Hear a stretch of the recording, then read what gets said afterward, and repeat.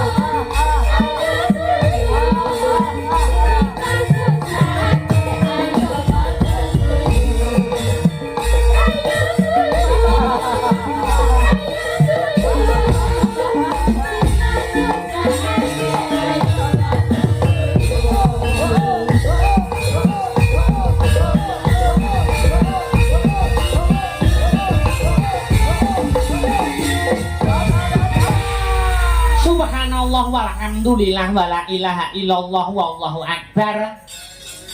Nduk anakku sing setinik-tinik, anakku sing denok diblong, sing ayu-ayu dhewe limbuk. Ana dawuhmu apa yung nimbali karo anakmu aku? Lereng sawetara kinarya unjal ambekan ya nok. Iya ngestokake dawuh. Ndak kira bengi iki ora ana tembung kang luwih endah kang kudu diucapake kejaba mung muja lan muji syukur marang kabeh nikmate Gusti kang wis dilimbarake marang aku kang sarta kowe kabeh. Iya. Becik nikmat sehat, nikmat sempat, nikmat iman. Iya. Saengga cangik karo limbuk sak kanca bergodo bengi iki bisa manunggal ingkang sarta tetunggalan ana ing adicara bengi iki no. Ngono ya, Mak. Iya ya, Mak. Iya mangestokake dawuh. Lah banjur bengi iki nggelar kelir gantung gong mengeti adicara apa? Agenda rutin tiap tahun. Iki yen nampa dawe para pepundhen, ya. Yen manut pengendikane nuwun inggih menika Bapak Kepala Desa, ya. Iki memecahkan rekor ana ing Desa Sombron. Ngono ya, Mak. Merga Desa Sombron kuwi biyen-biyene dalange gonta-ganti ning iki wis 3 tahun berturut-turut Sombron panggah tetap Sanggar Seni Astabrata. Oh iya. Iya Mak, iya mengestokake dawuh. Matur nuwun sing wis tresnani aku sak kanca Sanggar Seni Astabrata. Iya. Awake dhewe iki nggur cah nom-noman isih akeh kekurangane tinimbang keluwihane. Iya, Iki lho, Nduk, kembaranmu teka. Iya. Iya. Jan sing awal iki aku ki. Padha ijone ya. Iya.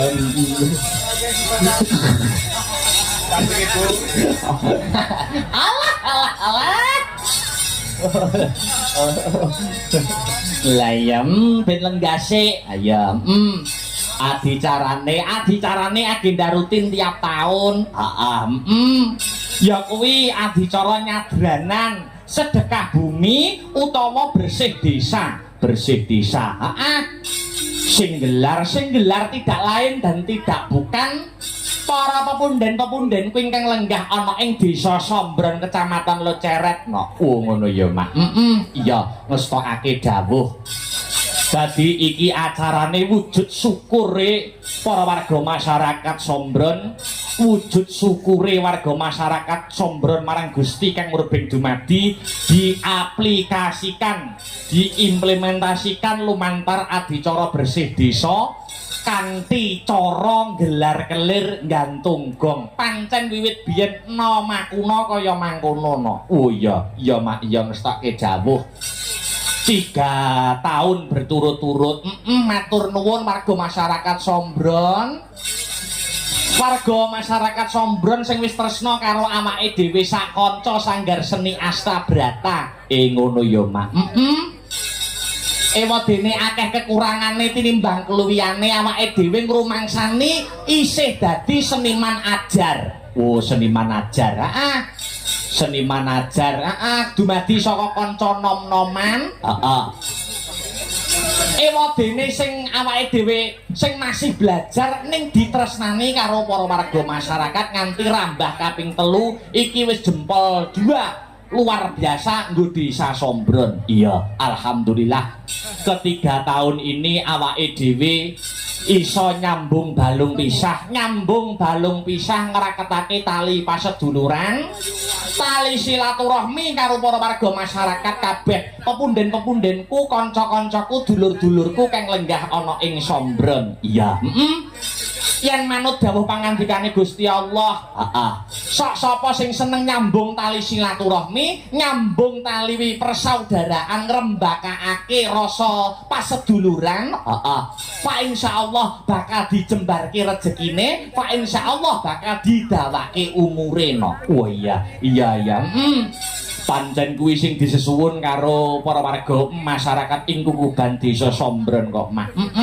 Pancen kaya mangkono.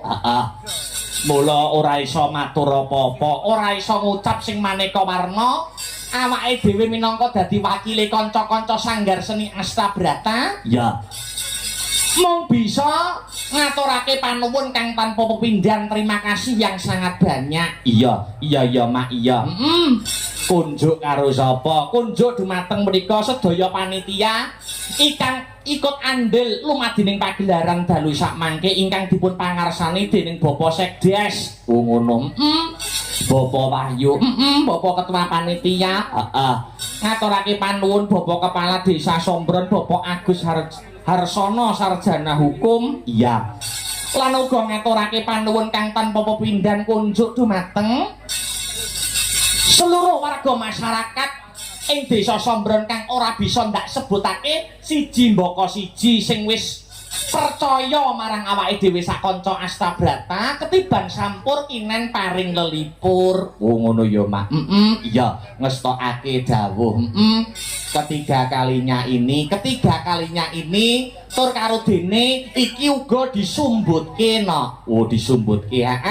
Iki uga saliyane para pemirsa sing rawuh ana ing lokasi, iki uga di live streaming. Oh ngono. Lumantar channel YouTube Astabrata Media. Iya.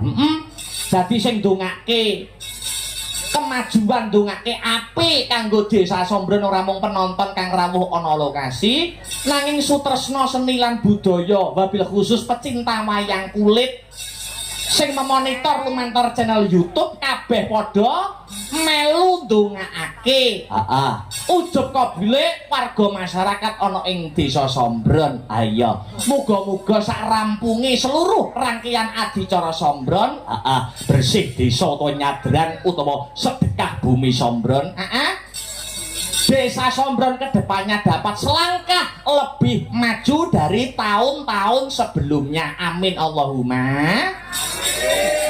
Amin amin amin ya robbal alamin. Desa Baldatun Thayyibatun Barokun Ghafur Gemah Ripah Loh Jinawi Karta Tata Turaharja murah sandang kelawan pangan Cina ketok ing kamulyan tinebena saka bencana alam kabeh warga masyarakate pinaringana rejeki kang kathah melimpah tur kebak marang barokah. Muga-muga sarampunge ringgitan sing duwe masalah apa bae karo tangga teparo karo kanca sanak kadang karo sedulur enggal rampung. Amin. Sing pinaringan gerah muga-muga enggal pinaringan dangan. Amin. Sing duwe utang muga-muga sing ngutangi lali. Iya. Muga-muga ndang nyaur. Sapa ora diikhlasne ana. Oh iya. Wong yo jembar dodo. Hasbuna Allah wa ni'mal wakil.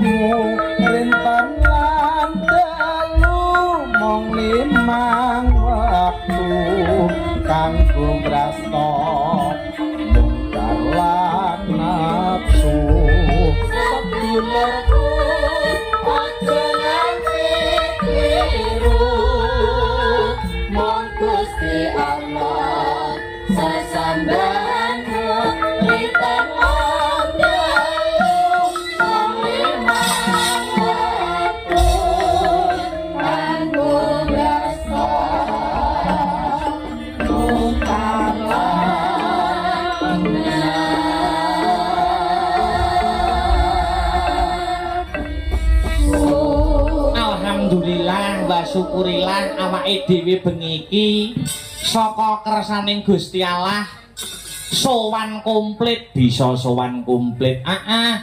Kanca-kanca kang kagabung dening komunitas Sanggar Seni Astabrata. Iya, komplit ora komplit dikomplit-komplitke wayang gamelan kanca-kanca wiyaga sinden kabeh nggawa saka omah. Oh iya, iya Mak, iya ngestokake dawuh.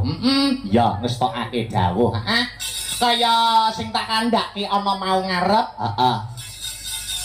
Mayoritas kanca-kanca Sanggar Seni Astabrata kuwi iso ditresnani karo masyarakat Sombron. Salah satu faktore merga kene kuwi mayoritasé kanca-kanca dumadi saka nom-noman utawa taruna. Oh, kanca-kanca nom-noman. Jadi kanca-kanca Astabrata kuwi mayoritas kuwi umure kurang luwih udakara selawenan. Oh iya, selawe samarata gebuk rata selawenan.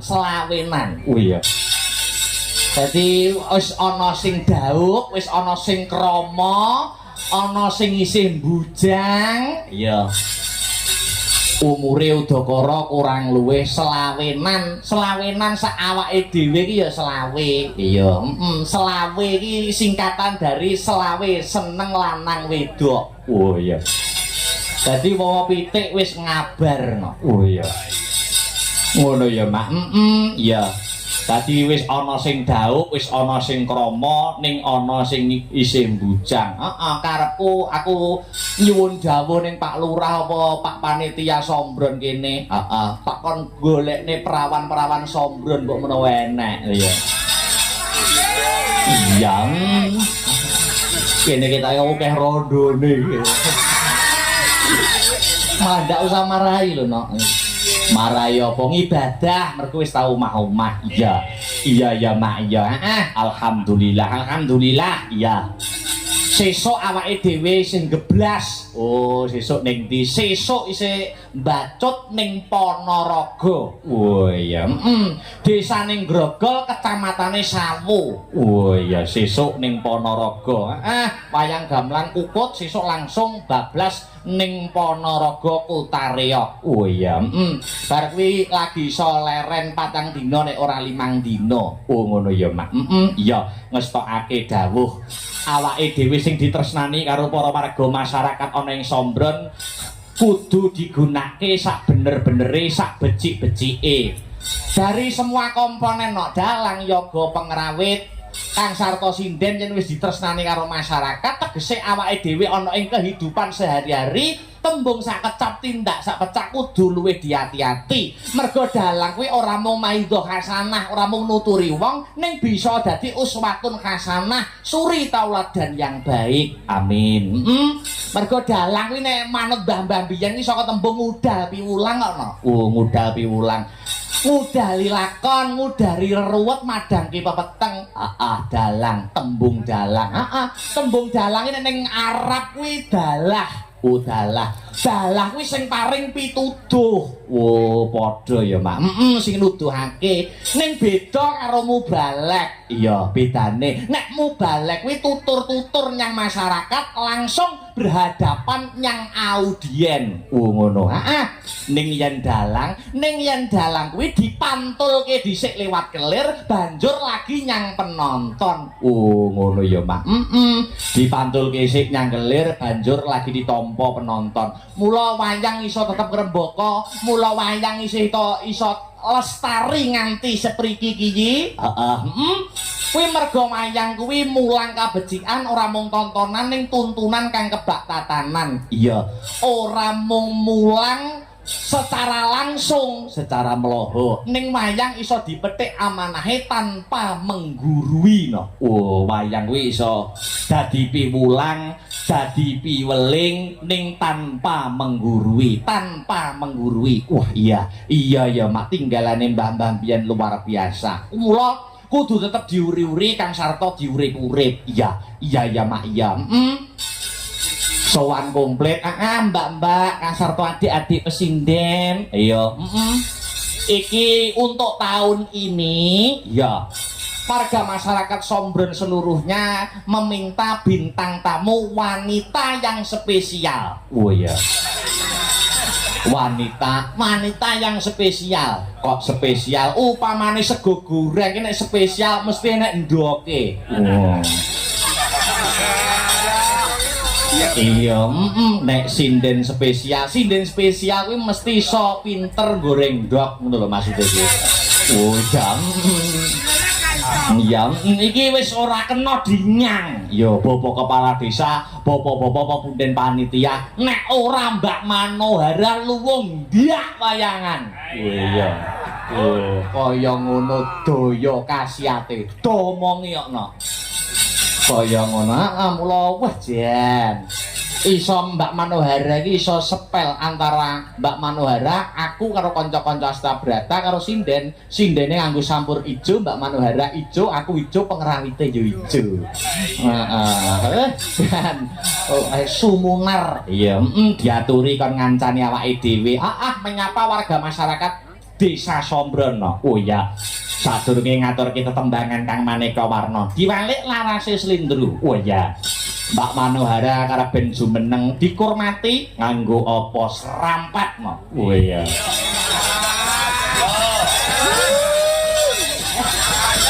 Dihormati nganggo serampat menyapa para warga masyarakat Desa Sombron. Tolong aplausnya dong. Batek serampat ceko yo. Monggo Mbak Mano. Sarip.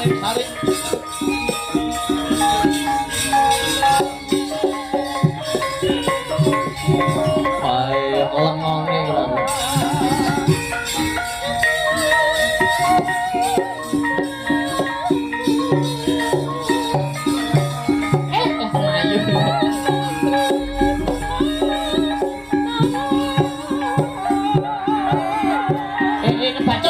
Kebacut. Oh menyapa. Ya.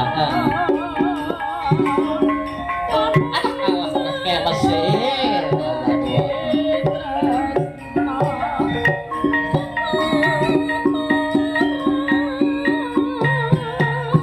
Oke.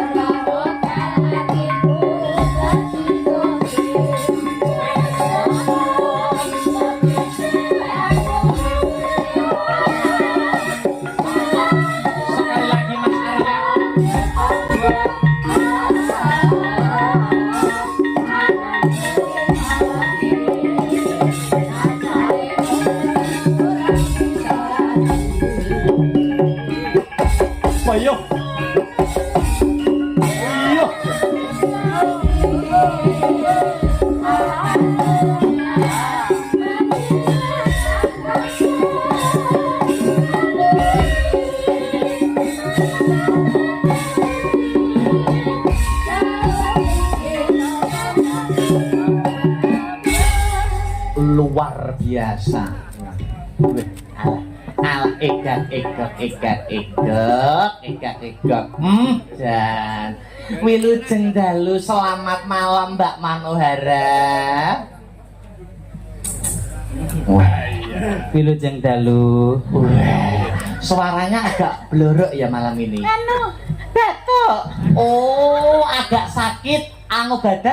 Badannya Mbak Manohara kok rodok gak penak. Oke.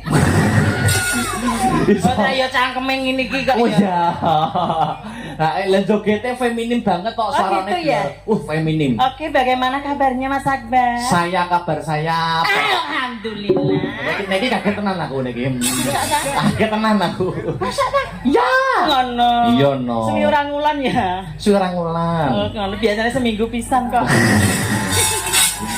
Yo, Bang. Selamat malam Mbak Manohara, gimana kabarnya? Malam, alhamdulillah baik. Aku tak menyapa warga masyarakat. Harus tumplek-blek ning kene ora disapa. Warga masyarakat mana? Sombron. Oh. Sombron nek kecamatannya? Kecamatannya Loceret. Oh, Loteko. Kok iso Loteko lho? Teko ki prayo ceret. Teko iki ceret. Berarti lo ceret, lo teko. Lo budget. Assalamualaikum warahmatullahi wabarakatuh. Alhamdulillah sing kene kompak-kompak, Mas. Kompak-kompak yang itu. Mergane kene sijine lungguh kursi. Sijine lungguh apa saking. Tek saking engko bar dinggo mepe pari para ya gatelen. Ya bar nonton wayang mandi to ya. Ngono. Iya no. Bengi-bengi ados. Iya no, Mas. Ora apa-apa. Ora apa-apa. Ya aku tak ganti menyapa sing ning kono. Iya iki lho. Alah. Nah, yo ngono lho Mas pinter.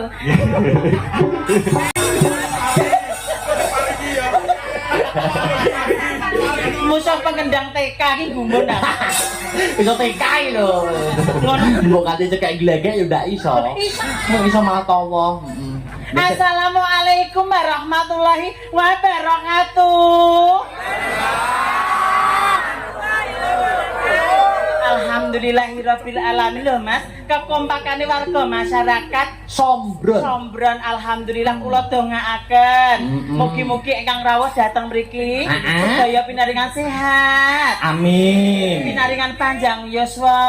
Amin. Murah rezekinipun. Amin. Muga-muga sing gadah sawah heeh Mas tak panenane melimpah. Amin. Tahun ngarep iso.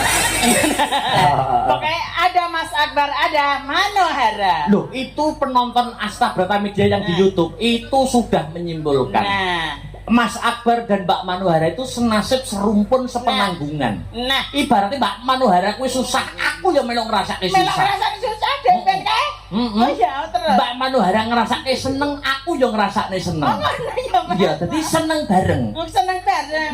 Apa mau aku ngrasakne penak? Ya aku yang ngrasake penak wong sedulur kok. Sedulur ya, Mas. Tega larane ora tega Ora patine. tega patine.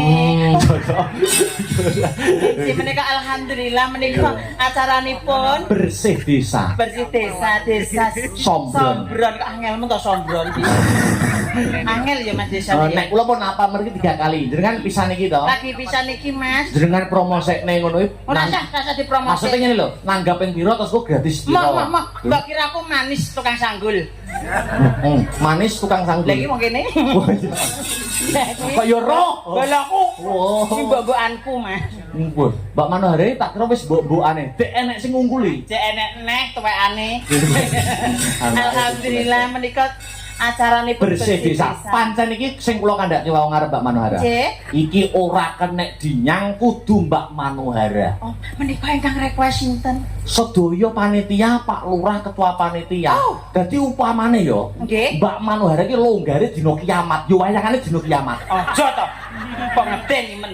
Yo ngedeni ya. Ngedeni ya. Nek kan alhamdulillah saiki iso ngono lho. Oh iya. Ya, Ya ngono ya Mas ya. iya no. Menika Pak Lurah ingkang pundi? Pak Agus Harsono. Ngapunten Bapak Agus Harsono ingkang pundi angkat tanganipun. Ngapunten. Oh, injih alhamdulillah. Lurah cek balita ya Mas. Kok iso balita lho? Kok iso balita? Urung metuntune. Wis saking sepuhe. Lho wis ngedoi dunia hitam. Lho berarti kuwi tandane karo masyarakat dihormati, dihargai. Oh, ngono ya. Beliaunya itu momong warga masyarakat kene. Ngono. Matur sembah nuwun Pak Bapak. Agus. Kula dongane jenengan pinaringan sehat, panjang umur tutuk angsale momong warga masyarakat Sombron. Alhamdulillah. Wah, angel mentok ati sone iki. Ini mosok dile. Alhamdulillah Bapak, sehat nggih. Sehat. Ya, bagus. Aku ki nek